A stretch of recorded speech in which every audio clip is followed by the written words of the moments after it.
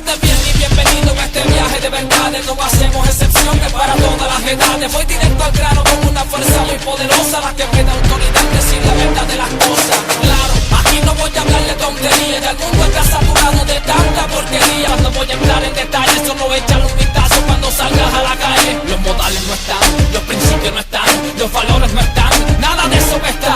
La violencia ahí está, la delincuencia ahí está, la depresión ahí está, el suicidio ahí está. Ahora los ojos, men, ¿acaso no lo ven? ¿No entienden que tenemos que cambiar todo esto, amén? No es color de rosa, pero así son las cosas. Todo no es color de rosa, esta vida es peligrosa. Todo no es color de rosa, pero así son las cosas.